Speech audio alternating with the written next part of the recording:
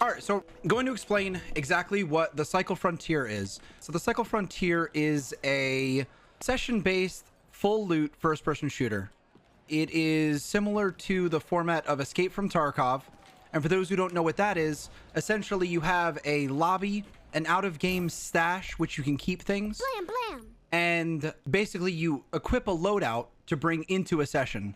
You equip up exactly what you need to go into a raid. You bring anything you're willing to risk, different qualities of gear, different weapons. You bring what you're willing to risk. There's also a safe pockets area where stuff will not drop if you die, but you equip up the things that you want to bring, and then you choose to drop into a match. The object of the match is to essentially get as much loot as you can and escape, and hopefully not lose everything you brought in with you.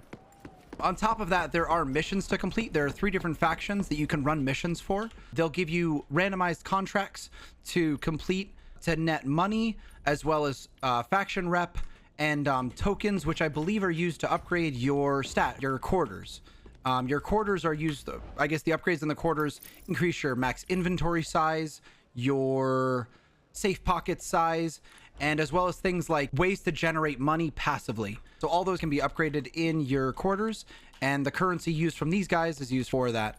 When you upgrade the faction, you also unlock the ability to get higher tier guns and rifles and whatnot. So there are multiple reasons to upgrade via the missions. And again, there are 3 different factions. But anyways, let's go ahead and drop into a match, and we'll go over basically how a typical match runs. So we're gonna go to Bright Sands, and I think we're all set to go.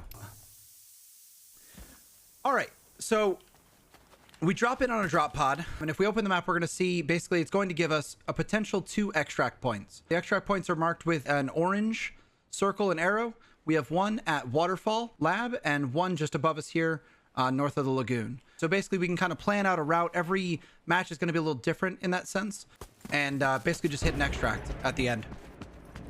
That was quick. You mean the load time? The load time's incredibly fast. Yes.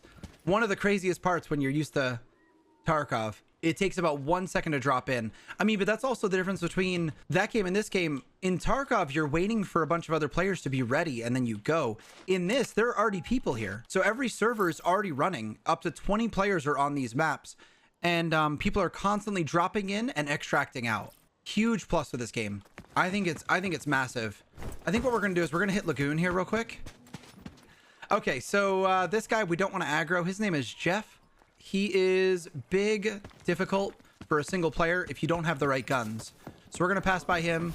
He's probably going to get real upset at our presence. There are other PvE monsters that are much simpler. That's a player. Hit her once. Hit her twice. She's down. I think she's alone. So a good thing to note is that players could be up to a team of 3. The lobbies are not separated via how big your group size is. So if you go in alone, you could be up against a group, and if you're in a group, you could be up against 2 or 1, right? So the groups are a maximum of 3 size. Let's go up here. Nothing here. It sounds a bit unfair. It's actually very exciting. There is open VoIP as well. So by default, you can just talk to people around you, which turns into a lot of people being friendly to each other. So a lot of times if you're alone, you can sort of make friends with a group or just avoid them. See, the trick with running alone is you can be really quiet. Like, you completely control how loud you are at all times, right? So if you want to make all sounds stop, you just crawl, right? Or you crouch walk. In a group, that doesn't happen. The majority of the time, and you're gonna need to hit a lot more places with a group to really fill your bags up with loot. So the majority of the time, groups of 3 are running through, like storming through looking for loot. And you can literally just find a corner to sit in or get the jump on one of them, right? To even out the field. And that's, I mean, I actually really appreciate running solo. I would say that I make it out more often than not when I'm alone. And when I'm with friends, I think I die a lot more, because when you're with a friend, you are very confident, extremely. And you pretty much just take every fight, because every fight's more than fair when you got 2 or 3 of you. So it's just got a different feel. I think it's way better than just having solo lobbies or just having group lobbies, because it just creates a really cool dynamic to it. You have to imagine if everyone was solo, there'd be so many people camping corners all day long. Everyone be quiet. But when you're alone, there are so many people just stomping around because they have 3 of them. I wanted to see if there was a secret cache around here. I believe there is, but I haven't located it yet. Oh, no, wait. Have I? I can't remember. Let's kill these guys. There's quite a few of them.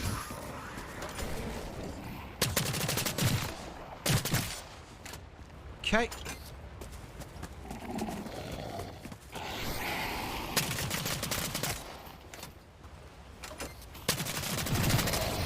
All right.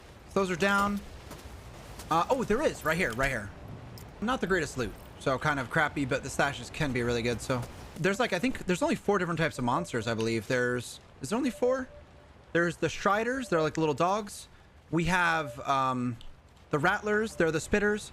The Jeffs, which are the massive ones. And then there's the Colossus, which is even bigger. I don't think there's any others. Oh, and the little crawly explodey guys. There's 2 different types of them. So basically, we started here. We went to the lagoon, looted, killed a guy, came up here, found a secret stash, and now we're at our extract. Basically, once we're at our extract, we can call in the ship. We're going to go ahead and do that now. And then basically, everyone around us is going to see that the ship is on its way, right? So it creates quite a bit of danger. This is not everyone's extract, which is important to note. So when you drop in, your extract could be one of like 20 different places. But having said that, other people can take this extract. So I called it in. Someone could storm in, kill me, and take my extract. Or you could become friendly with someone over voice and kind of tag along. There's plenty of possibilities there. And I honestly, that happens pretty often. I've seen a dropship coming in and I had a lot of loot and just basically asked if I can jump on their dropship. There's a lot of different things that you can do with it. It's pretty fun. But majority of the time, you're trying to kill someone extracting or someone's trying to kill you extracting. So you gotta be really careful. I think, do we have a... No, we just have gas. If you have a smoke grenade, it's really useful. Smoke up the ship and get on. All right, here we go. Ship is leaving. We're gonna hop on, last second. And off we go. Really quick round. But not bad, we got a bit of loot. 10,000 worth, that's pretty good actually. And almost finished this. We just need one more spinal base and we have that quest done. So one thing I forgot to mention is there is also crafting in this game. So once you're in the hub, you can take some of the things you get from monsters or you find in loot containers and craft different levels of gear. There is no current flea market in the game, so all gear is either obtained in a match, crafted, or bought from the little shops. And yeah, I think that about wraps up everything. I think that about sums it up.